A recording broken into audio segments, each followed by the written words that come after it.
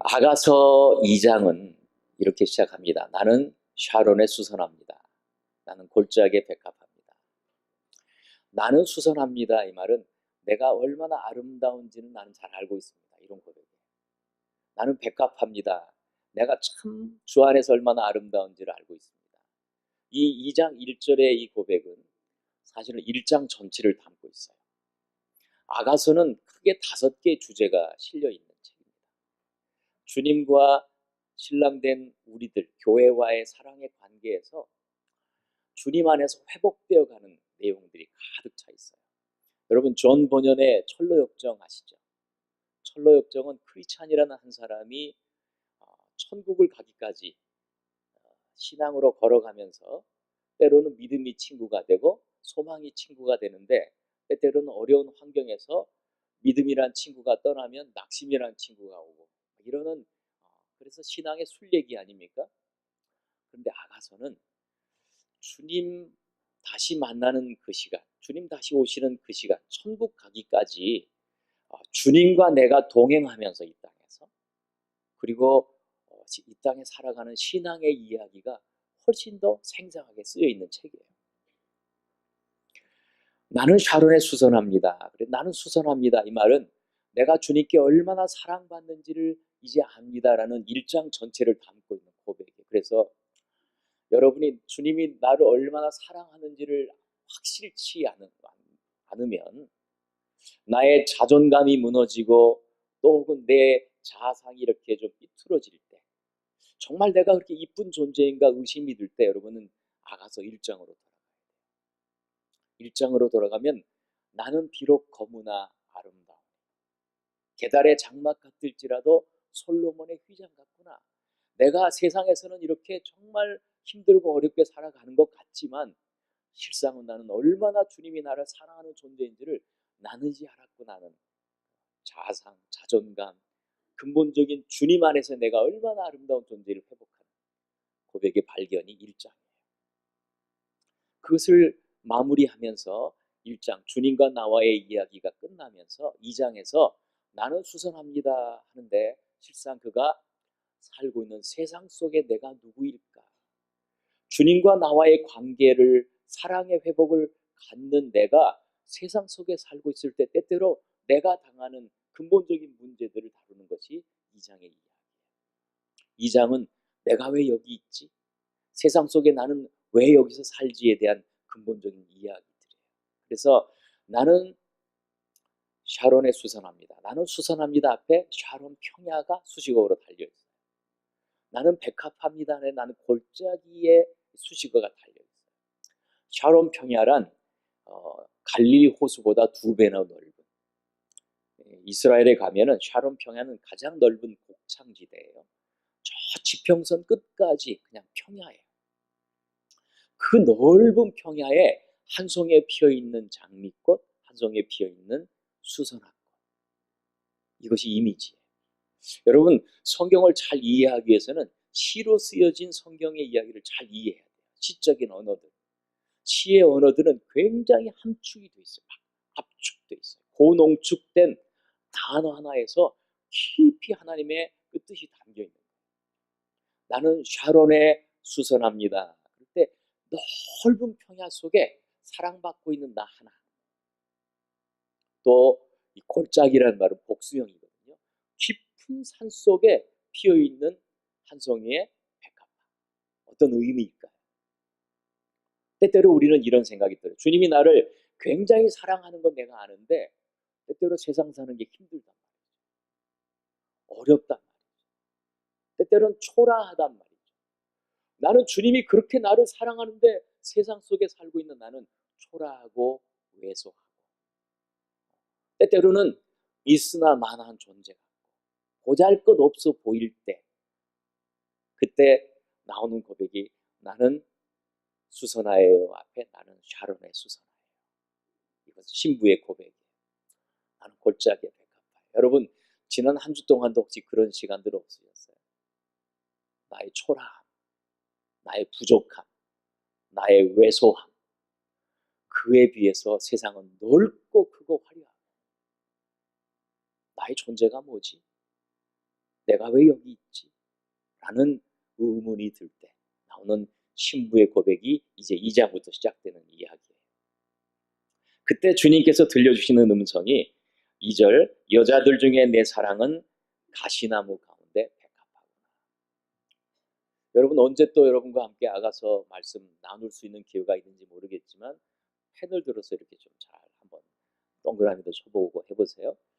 여자들 중에 내 사랑, 주님께서 교회를 향해서, 우리들을 향해서 들려주시는 음성은 여자들 중에 너는 내 사랑이야. 이 말의 의미는 뭐예요? 나는 너밖에 안 보여. 그 많은 여자들 중에 너는 내 사랑이야. 그래서 제 책 이름이 너는 내 사랑이야. 너만 보여.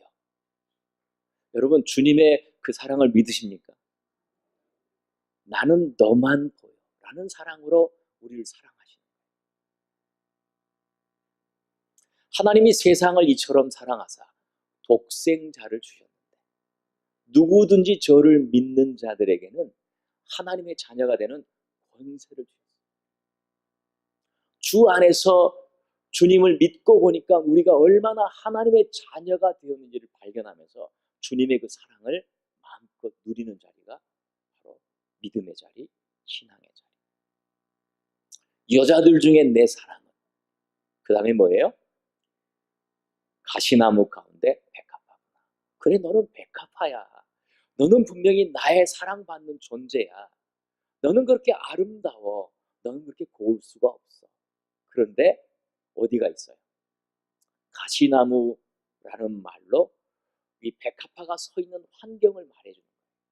나는 넓은 샤론 평야를 보고 있고 나는 깊은 골짜기를 보고 있는 거예요.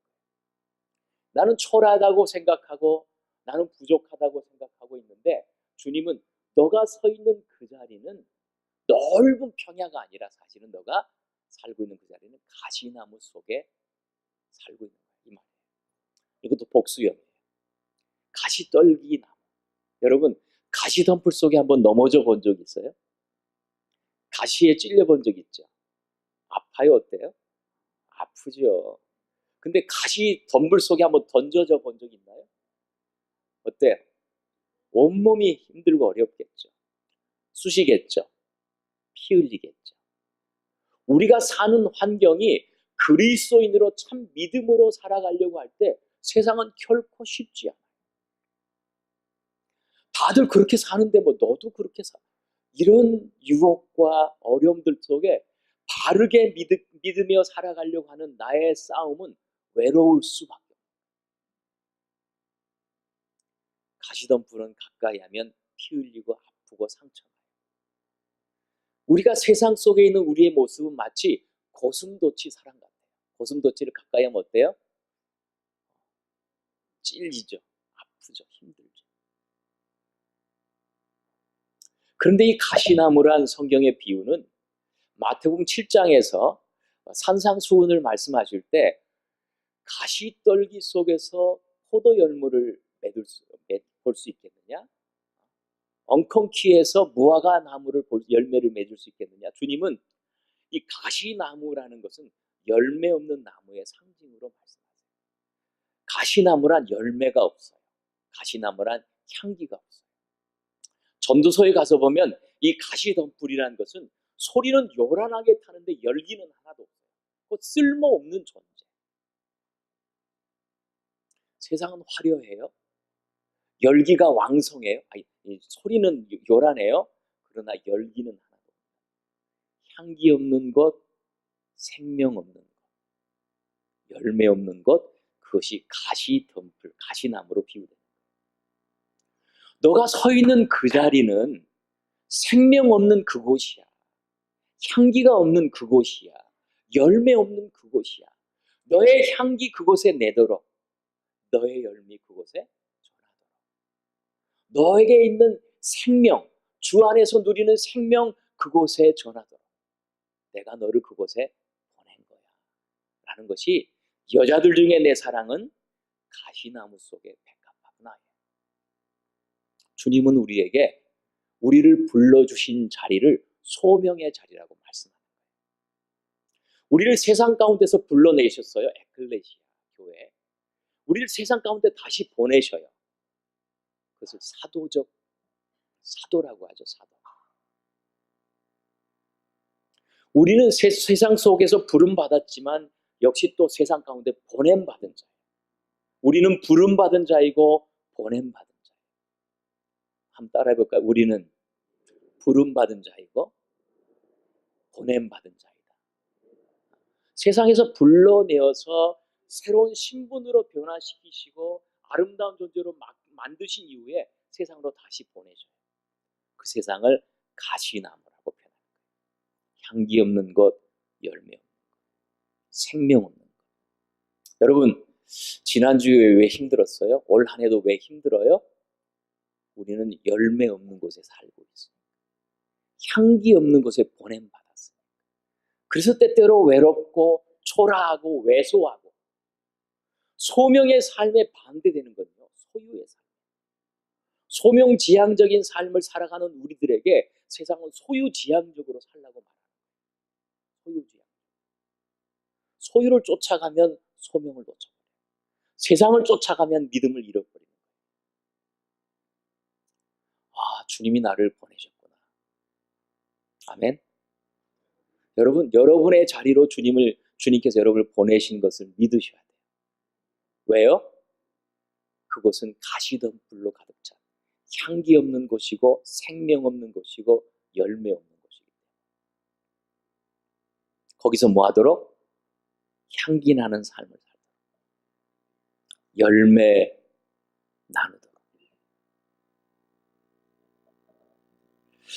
그렇게 해서 주님을 보니까 3절에 이렇게 신부는 고백을 하게 되죠. 다시 주님을 발견하게 돼요. 남자들 중에 나의 사랑하는 자는 남자들 중에 나의 사랑하는 자. 우리 주님은 나의 사랑의 유일한 대상이에요. 여러분 믿으셔요? 남자들 중에 나의 사랑하는 자. 주님은 나의 전부예요. 주님은 나의 모든 것이에요. 남자들 중에 나의 사랑은 당신뿐이에요. 주님을 보니까 주님은 어때요? 숲풀 가운데 사과나무 같구나.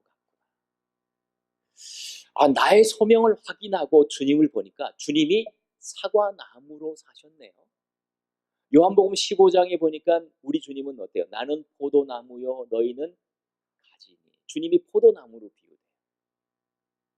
그리고 요한계시록에 가서 보면 주님은 광명한 새벽별로도 표현돼요.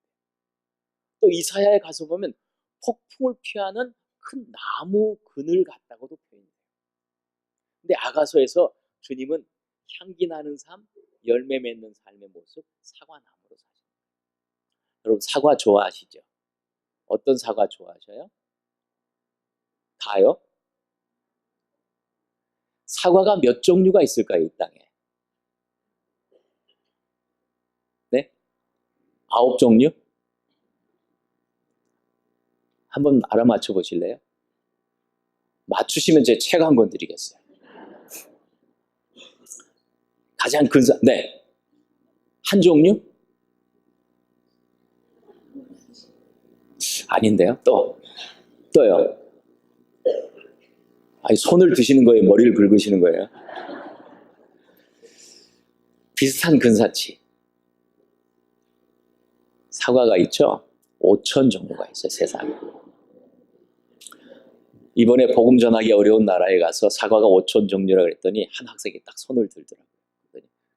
선생님, 7천 종류라고 나와 있는데요. 보니까는 그 복음 전하기 어려운 그 나라는 사과 종류가 2천 종이 더 있나 봐요.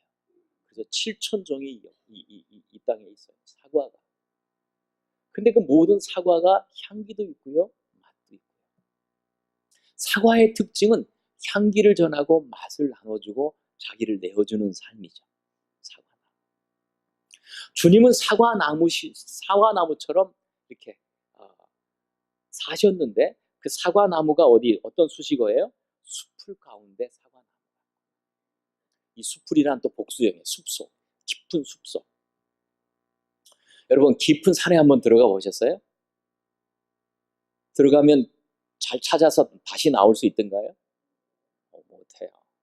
제가 미국에 살 때 공원에 봄이 되면 고사리 따러 어떤 분들이 가셔요. 그래서 고사리 따러 산에 들어가면 며칠 지내 이제 헬리콥터가 막 떠요. 사람을 찾습니다. 그리고 나서 며칠 뒤에 발견되는 사람들이 대부분 코리안 아메리칸, 한국 사람들이 고사리 따러 공원에 들어가요. 공원에 들어가면 길이 있는데 길을 열심히 가다 보면 길을 잃어요. 숲속에 길이 있는데 열심히 살아도 길을 잃어요. 동서남북을 알지 못해요. 해가 지면 어둡고 죽기까지. 이 숲속이란 마치 세상과 같은 거예요. 열심히 산다고 세상의 문제가 해결되는 건 아니에요. 빨리 달린다고 되는 것도 아니에요. 속도의 문제가 아니라 누군가는 방향의 문제라고 하는 것처럼 사실은 숲속에 길을 잃어버린 이 땅 속에 주님은 사과나무처럼 사신 거예요. 지치고 힘들고 어려운 사람들에게 향기와 맛을 전해줘요. 생명을 나눠줘요. 그러고 보니까 주님이 나를 이 땅으로 보내셔서 나를 이 가시나무 가운데 백합화처럼 사시겠지만 주님이 숯불 가운데 사과나무처럼 사셨네. 그러고 보니까 주님이 이미 가시나무 속에 백합화로 사셨네. 생각이 드는 거예요. 왜요? 공생의 마지막 한 주간에 주님은 어떠셔요? 머리에 가시면류관을 쓰시죠. 피를 흘리시죠. 우리는 가시나무 속 가시 조금만 찔려도 아파서 그냥 살기 싫은데 어렵다고 말하는데 주님은 친히 가시면류관을 쓰시고 갈대를 들어 멸시와 조롱을 받으며 이 땅에서 가장 낮은 자로 버림받은 모습처럼 사신 거예요. 생명 전하시려 우리에게 생명 주시려.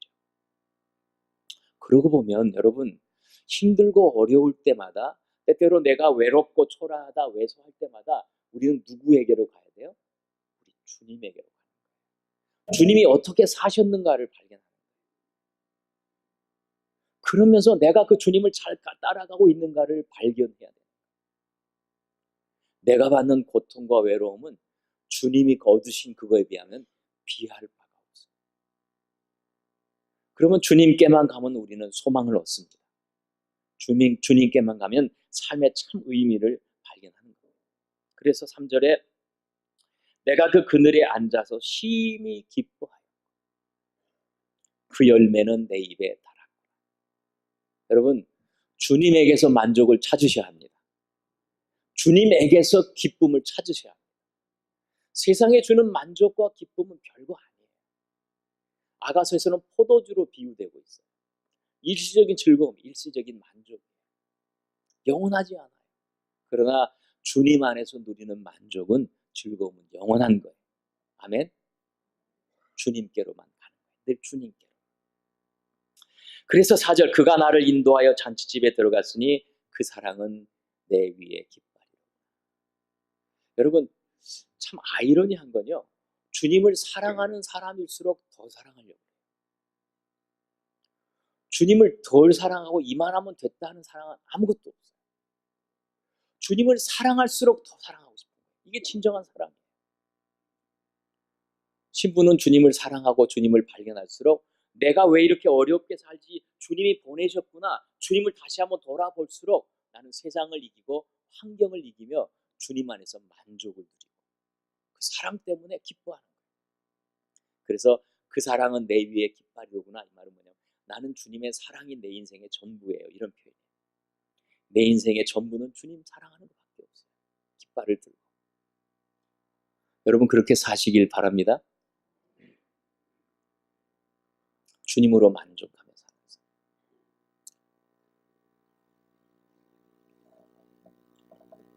5절에 너희는 검포도로 내 힘을 돋고 사과로 나를 시원하게 하라. 내가 사랑함으로 뭐 했다고요? 병이 생겼습니다. 주님을 사랑하는 것 때문에 아주 병이 생길 만큼 우리는 세상을 사랑하는 또 사람들을 사랑하는 상사병에도 걸려보지만 그러나 주님을 사랑하는 이 사랑으로 한번 나아가보는 거예요. 내가 주님 사랑 때문에 못 견뎌. 제가 모태 신앙인이거든요. 저는 아주 보수적인 신앙에서 자랐어요. 5살 때부터 구역 예배 가기를 좋아했고요. 엄마 구역 예배 빨리 가야지 이렇게. 26살이 될 때까지도 뭐 교회에서 뭐 대학부에서 주보 만들고 뭐 부흥회가 있으면은 교회에서 자고 뭐 그러면서 딴 또 세상 좋아하고 뇌염에 걸렸어요. 26살에 뇌염. 서울대병원, 적십자병원, 한양대병원에서 척수에 검사를 하더니 이 사람은 살아날 가망이 없어요. 이랬어요. 척수에 검사를 하는데 얼마나 아픈지요. 근데 조금 있다가 이제 안면마비도 오고 전신마비도 왔어요. 제 안에 척수의 검사보다 더 어려운 게 영적인 아픔이에요. 주님이 나를 사랑하시는 건가 정말. 고난의 현장에서는 주님이 살아계신다는 의문이 아니라 주님이 나를 사랑하시는가에 대한 의문이 생기더라고요. 주님이 사랑하시면 나는 왜 이렇게 어렵지?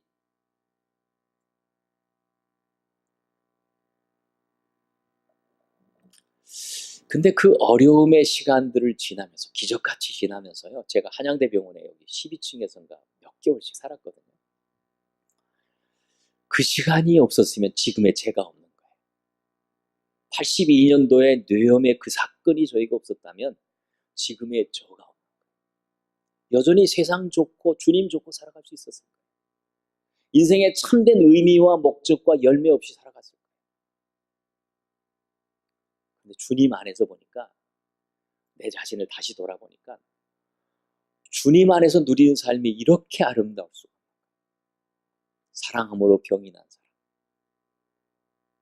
그래서 아가서는 사랑은 죽음보다 강합니다. 죽음같이 강합니다. 이렇게 표현하거든요. 신부가. 주님이 나의 사랑의 전부입니다. 이런 세상 속에서 삶이 이렇게 진행이 될 때 때때로 여러분 소명이 희미해질 때 나타나는 3가지, 소명이 강해질 때 붙드는 3가지가 이제 2장 후반부에 나오는데 그 얘기를 하면서 마무리를 할게요.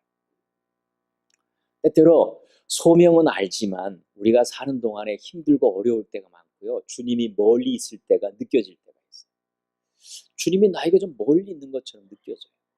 그것을 아가서에서는 시적인 언어로 벽, 문틈, 벽 뒤, 창살 틈 이런 단어로 주님과의 교제가 쉽지 않다는 표현을 해줘요. 여러분 때때로 주님이 나에게 멀리 있다는 것처럼 느껴질 때가 있어요, 없어요? 주님이 나를 정말 그렇게 사랑하실까 이 의심이 들 때가 있어요, 없어요? 고난이 오고 어려울 때 그런 시간이 온단 말이에요. 그럴 때 우리가 붙들어야 될 3가지가 이제 뒷부분에 나오는데 2장 10절 한번 봐요. 우리 2장 10절 한번 읽어볼까요? 자, 2장 10절 9절 10절을 우리 같이 한번 읽어보세요. 9절부터 9절. 자, 시작. 내 사랑하는 자는 노루와도 같고 어린 사슴과도 같아서 우리 벽 뒤에 서서 창으로 들여다보며 창살 틈으로 엿보는구나. 나의 사랑하는 자가 내게 말하여 이르기를 나의 사랑 내 어여쁜 자야 일어나서 함께 가자. 네, 여기까지. 일어나서 함께 가자. 밑줄을 쳐놓으세요. 일어나서 함께 가자. 벽, 창살 틈, 벽. 이것은 이 땅에서 주님과의 교제가 때로는 멀어져 있고 때로는 막혀 있고 어떤 장애물이 있다는 거예요. 그럴 때 생각해야 될 첫 번째는요. 주님의 음성을 생각하는 거예요. 주님이 나에게 뭐라고 말씀했는지를 기억하는 거예요. 주님은 일어나서 함께 가자. 일어나서 함께 가자. 거기에 그렇게 주저앉아 있지 말어. 그 생각으로 갇혀 있지 말어. 일어나야 돼. 그리고 함께 가야 돼. 겨울이 지나고 비도 그쳤고 만구에 비둘기의 소리가 가득하다. 이 말은 장차 도래할 하나님의 영광스러운 나라를 시적으로 표현합니다. 주님의 나라가 이 땅에 곧 완성이 되어 오는데 너는 그걸 보고 살아야 되라는 거예요. 다름 아니라 때때로 우리가 이 땅에서 현실적으로 어렵고 힘들 때마다 여러분 길게 보는 거예요. 멀리 보는 거예요. 오늘을 보고 내일을 보는 게 아니라 더 멀리 보고 길게 보는 거예요. 주님 다시 오실 날까지를 바라보는 거예요. 일어나서 함께 가자. 어떤 단어가 제일 좋을까요? 일어나라, 함께라는 단어. 가장 어떤 단어가 제일 좋겠어요? 함께. 처녀가 잉태하여 아들을 낳을 것이다. 그 이름을 임마누엘이라. 임마누엘이 뭐 임이라는 게 뭐예요? 함께라는 거예요.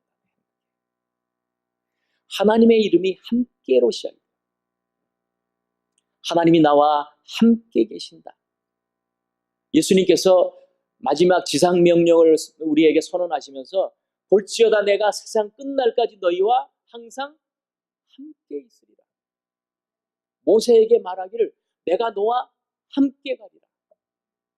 요셉이 고난당한 현장에서 고난의 깊이, 종류 이런 걸 말하지 않고 여호와께서 요셉과 함께 하시고 그가 형통하게 됩니다. 여러분, 이 땅에 세상을 이길 힘, 세상의 그 무수한 세속주의와 물질주의를 이길 힘은 하나님이 나와 함께 하신다. 일어나서 함께 가자. 때때로 우리가 힘들고 어려워지는 이유는 내가 주인 되어 살아가는 거예요. 주님을 어느새 손을 놓쳐버리고 내 생각, 내 계획, 내 어떤 여러 가지 방법들을 동원해서 세상을 보고 문제를 보고 문제 속에 나를 묵상할수록 우리는 고민만 커져요. 그러나 주님 안에서의 소명을 붙잡고 다시 나를 바라보면 함께 하신 주님을 발견하게 돼요. 일어나서 함께 가자. 여러분, 흔들 때마다 나와 손을 잡고 계시는 우리 주님을 기억하셔야 돼요. 일어나서 함께 가자. 두 번째가 14절 보세요. 14절 한번 또 13절 14절 또 읽어봅시다. 자, 시작. 무화과 나무에는 푸른 열매가 익었고 포도나무는 꽃을 피워 향기를 통하는구나. 나의 사랑, 나의 어여쁜 자여, 일어나서 함께 가자. 바위 틈 낭떠러지 은밀한 곳에 있는 나의 비둘기야, 나로 내 얼굴을 보게 하라. 내 소리를 듣게 하라. 내 소리는 부드럽고 내 얼굴은 아름답구나. 우리가 살고 있는 세상을 우리는 샤롬 평야라고 생각해요. 또 깊은 골짜기라고 생각해요. 근데 주님이 보시고 있는 우리의 삶의 모습은 녹록치 않은 걸 아셔요. 그래서 바위 틈 낭떠러지라고 해요. 우리가 살고 있는 건 때때로 위태하다, 위태롭다. 그런데 잘 보면 은밀한 곳이에요. 우리가 때때로 우리의 삶이 아주 벼랑 끝에 있는 것 같지만 사실은 함께 하시는 주님 안에서 보면 그건 가장 안전한 거예요. 은밀한 거. 주님이 함께 하시는 거. 거기서 우리가 해야 될 일은 너의 소리를 들려다오, 너의 얼굴을 보여다오. 여러분, 조나단 에드워드라고 미국의 대각성 부운동을 일으키고 전 세계를 한번 새롭게 하는, 신앙으로 새롭게 하는 그 은혜의 시간들이 있었어요. 근데 그 조나단 에드워드가 이 본문을 가지고 너의 소리, 너의 얼굴, 이것을 성도의 기도라고 그런 이해를 해요. 주님이 기다리는 성도의 기도. 너의 소리를 들려다오. 너의 소리는 부드럽고 이래 돼 있죠. 부드럽고. 이 부드럽고라는 단어가 영어로는 달콤하고 이런 뜻이에요. 우리는 때때로 기도하는 게 힘들다고 말해요. 기도가 노동이라고도 표현을 해요. 그런데 주님 편에서 보면 그 기도는 달콤하다. 자, 따라해 보실래요? 주님에게 나의 기도는 달콤하다. 믿으셔요? 나의 기도가 달콤하다는 거예요. 기도의 새로운 시각이에요. 사랑하는 연인끼리 말을 그렇게 많이 하다가 아유 오늘 너무 말을 많이 했어 이렇게 말하나요? 우리 내일 또 만나서 또 하자 이렇게 말하잖아요. 지치지 않는 그 사랑의 열정, 그게 주님 안에서 기도도 달콤하다. 여기서 파생되어 가는 단어가 나를 기쁘게 한다는 거예요. 우리의 기도는 주님을 기쁘시게 해요. 아멘. 여러분, 여기 많은 우리 권사님들 많이 계시고 또 많이 계시는 여러분의 모습을 보니까 여러분의 가장 큰 역할은요, 세상을 향한 중보예요. 기도예요. 한국을 새롭게 깨우는 것도 기도예요. 한국 교회를 새롭게 살리는 것도 기도예요. 여러분의 기도에 우리의 미래가 달려 있어요. 우리의 기도는 주님을 기쁘시게 하고, 우리의 기도는 주님을 달콤하게 하기 때문에 멀리 봐야 되고요, 길게 봐야 되고요. 그리고 우리는 우리의 어려운 자리를 기도의 시간으로 채워가야 돼요. 여러분, 제가 아가서 마지막 책 부록에 넣을까 말까 고민을 많이 했거든요. 거기에 2개의 기적이라고 마지막에 이제 에필로그를 썼는데, 그 중에 하나가 기적이, 이런 기적이 있었어요. 참 굉장히 얘기하기 어려운 기적이에요, 저한테는. 그래서 늘 얘기하지 않다가 책을 내면서 썼는데, 뇌염에 걸려서 후유증으로 전신마비가 왔거든요. 35년 만에 그 담당 주치의를 몇 달 전에 만났어요. 그분이 하는 말이, 아무리 봐도 이렇게 고침받은 건 하나님의 은혜네요, 그러더라고요. 제가 그분을 전도하려고 만났더니 그분이 사실은 또 교회도 종종 나간대요, 종종. 근데 그분 하는 말이, 하나님이 고치신 거네요, 라고 말을 하더라고요. 전신마비가 와서 누워있는데 또 척수에 검사를 하고 대소변도 제가 가릴 수가 없어요. 감각이 없으니까. 근데 주일날 부모님이 병원에 오셨어요. 그리고 나서는 우리 같이 기도하자. 이렇게 보니까 성찬식 떡을 가져온 거예요. 저는 모태신앙인이에요. 목사님의 진리하에 공교회에서 주님의 떡과 잔에 참여하는 것이 마땅한 거라고 생각하는데 가지고 오신 거예요.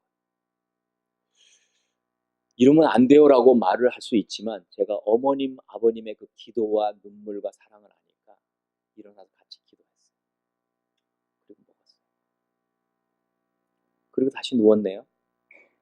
저희 집이 그때 서대문구 구산동인데 146번 버스를 타고 부모님은 집으로 가시고, 제가 누워있는 데 있죠. 갑자기 맨 처음에 그 전신마비가 시작된 것처럼 감각이 여기서부터 살아오는 거예요. 마비가 이렇게 시작됐거든요. 감각이 살아나는 거예요. 이렇게. 제가 막 만져봤어요. 감각이 느껴지고 살아나는 거예요. 그래서 일어나서 공중전화기로 갔어요.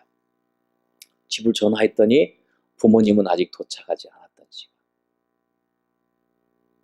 뭐 한 시간이나 됐을까요? 그렇죠? 여러분, 그렇다고 성찬식도 가지고 다니지 마세요. 제가 얘기하고 싶은 건 이거죠. 주님은 우리의 기도를 들으시는 거예요. 우리의 형편을 아시는 거예요. 수많은 다양한 상황 속에서 우리의 인생의 삶에 간섭하시는 거예요. 그리고 우리가 이건 불가능하다, 이것은 더 이상 가망이 없다는 그 자리에서 주님은 우리를 소생시켜 주십니다. 저는 그 간증을 어디 가서 쉽게 말하기가 어려워요. 그런데 실제로 내 삶에 일어난 간증이에요. 우리의 삶에 우리가 불가능하다고 여겨지는, 더 이상 이것은 이제 막혔다, 끝났다라고 여겨지는 수많은 상황들이 있을 거예요. 그 자리에 여러분, 주님과 만나세요. 주님과 얼굴을 대하는 거예요. 주님께 나의 기도를 들려드리는 거예요. 그리고 주님이 어떻게 일하시는 것을 보는 거예요. 왜냐하면 주님은 나와 함께 하시는 분이기 때문에. 좌절하는 거 아니에요. 절망하지 않아요. 우리에게는 소망이 있고, 우리에게는 장차 다가올 하나님의 나라가 있고. 어떤 분은 죽음이 두렵다 그래요. 아니에요. 여러분, 죽는 그 시간, 이 땅에서 호흡이 마지막 마무리 끝나는 그 시간이 바로 주님의 품 안에서 눈을 뜨는 첫 시간인 거예요. 그 무디가 그러잖아요. 여러분, 시카고의 트리뷴주에서 어느 날 내가 죽었다고 신문이 기사가도 절대 그거 믿지 마세요. 내가 이 땅에서 호흡을 마무리하는 그 시간이 바로 내가 그렇게 사랑했던 주님의 품 안에서 눈을 뜨는 바로 그 첫 시간이기 때문에 주님 안에서 우리의 시각은 전혀 다른 거예요. 여러분 그걸 믿으시죠?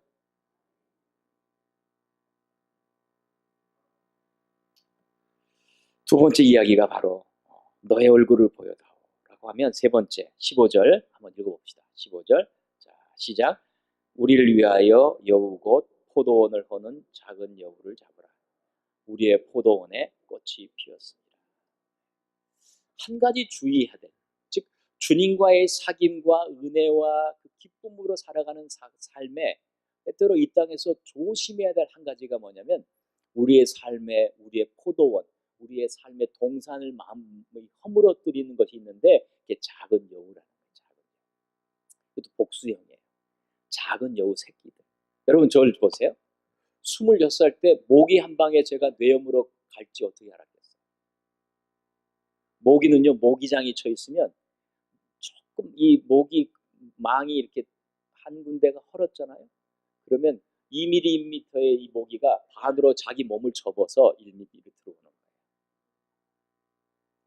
이 조그맣고 사소한 우리의 사소한 죄악들이 사실은 우리의 평안을 빼앗고 기쁨을 빼앗고 주님과의 교제를 빼앗기게 하는 거예요. 작은 여우 새끼들. 그래서 초대교회 당시에는 기독교의 7가지의 죄악이라고 정의를 해놨어요. 맨 처음에. 교만, 자만이죠. 자만. 내가 오라, 나만이 오라 생각하는. 분노. 살다 보면 있죠. 여러분 생각지도 않은 분노들이 막 쌓여 있어요. 그 다음에 나태. 아유, 나태들, 그렇죠? 또 질투, 또 탐욕, 탐식, 정욕 이런 것들이 우리의 삶에 큰 기독교의 어떤 주님과의 관계와 교제를 깨트리는 죄악들이라. 그래서 어떤 그 당시에는 월요일에는 이거, 화요일에는 이거, 수요일에는 이렇게 정하면서 그들은 스스로 자기의 죄를 벗어가기를 했었어요. 여러분 지난 1년을 돌아볼 때 우리가 그냥 무심코 허용해 놓은 무수한 사소한 죄악들이 있어요. 그것이 나의 포도원을 망치는 거예요. 나의 영혼을 무너뜨리는 거예요. 밟아가는 거죠. 살인은 조심했지만 우리는 교만은 그냥 허용했어요. 주먹으로 때리는 것은 조심하려고 했지만 말로 분내는 것은 허용했어요. 무수히 작은 것들에 허용을 하면서 우리의 영혼의 포도원이 이렇게 회파되기 시작합니다. 여러분 12월을 맞으면서 우리 주님 오시는 날을 기대하면서 다시 한번 올 연말은 이 사소한 것들을 멀리하자. 사소한 죄악들을 끊어버리자. 그리고 새롭게 출발하자. 그런 시간이 여러분에게 있기를 바랍니다. 이 세 가지. 함께라는 단어. 멀리 보고 길게 보는 거예요. 그리고 다시 오실 주님을 바라보는 거예요. 그리고 이 땅에서 내가 소명을 더 강건하게 하는 삶은 나의 기도의 삶. 걸어가면서도 설거지를 하면서도 운전을 하면서도 기도하는 삶. 그리고 사소하게 나의 삶에 찾아오는 영혼을 잠식시키는 사소한 죄악들을 멀리하는 것. 주님을 더 바라보는 것. 이것이 우리의 소명을 더 뿌리내리게 하는, 향기나게 하는, 열매 맺게 하는 삶이 되는 것입니다. 이 장의 이야기는 이렇게 계속 이어지는데 또 언제 여러분 뵐 수 있으면 또 나머지 이야기들 함께 나누겠습니다. 기도하겠습니다. 우리 이 시간 주의 말씀을 기억하면서 한 1분 정도 기도합시다. 주님, 내가 무엇이 부족했습니다. 혹은 오늘 주의 말씀을 통해서 나에게 이것 가르쳐 주시니 내가 새롭게 살겠습니다. 버릴 것은 버리겠습니다. 주님 가까이 할 것 또 더 나아가겠습니다. 이 시간 한 1분 정도 합심해서 기도합시다.